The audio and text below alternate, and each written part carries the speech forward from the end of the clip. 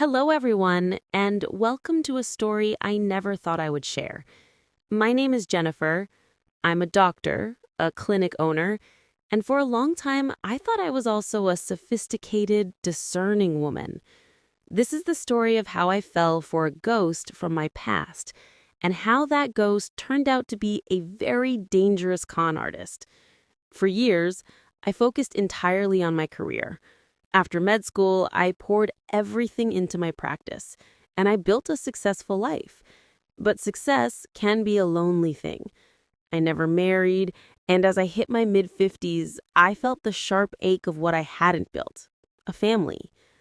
I longed for connection, for someone to share my life with. Then, out of nowhere, I got a message from a man named James.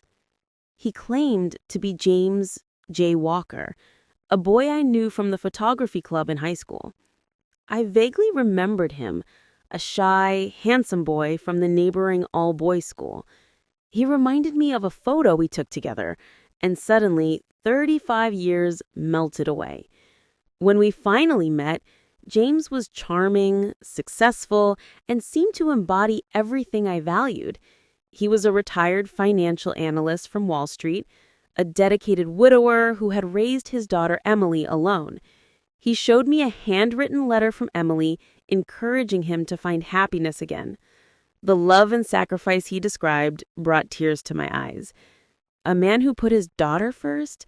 He seemed perfect.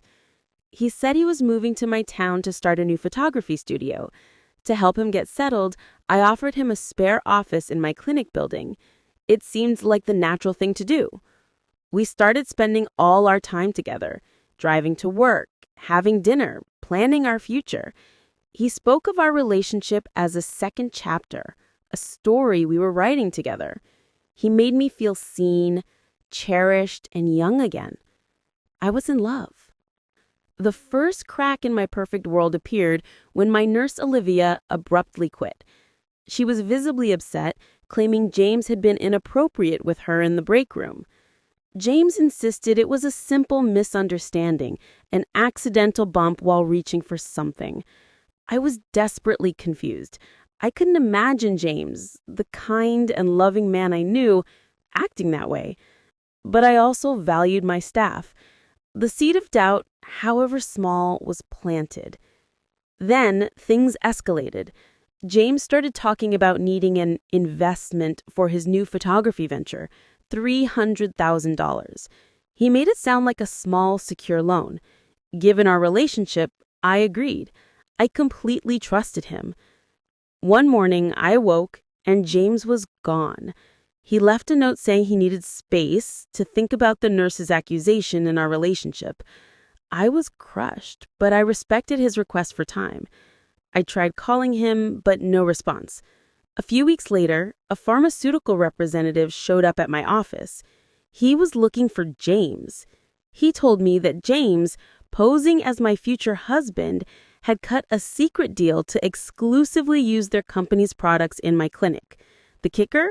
James was receiving monthly kickbacks in cash, which he used for expenses at a local bar, the very same bar where the police later found my car, the car James had taken when he left. I felt sick.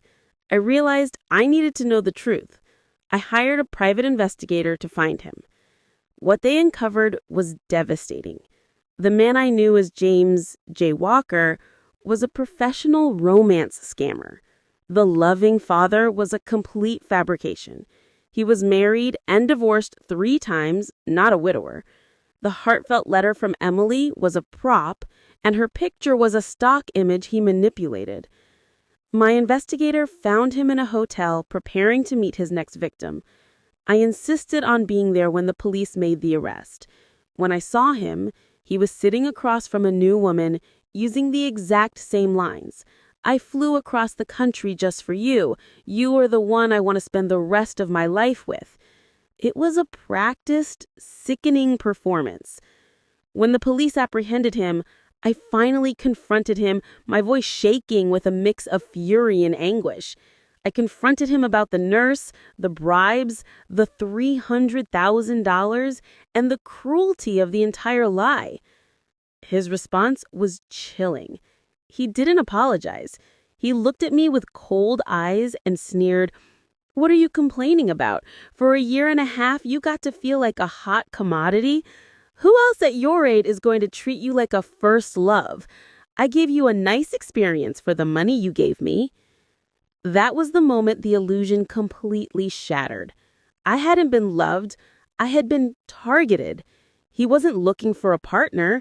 He was looking for a mark, a lonely, successful woman to exploit. The police confirmed he was wanted for multiple fraud charges. My second chance was an international con artist.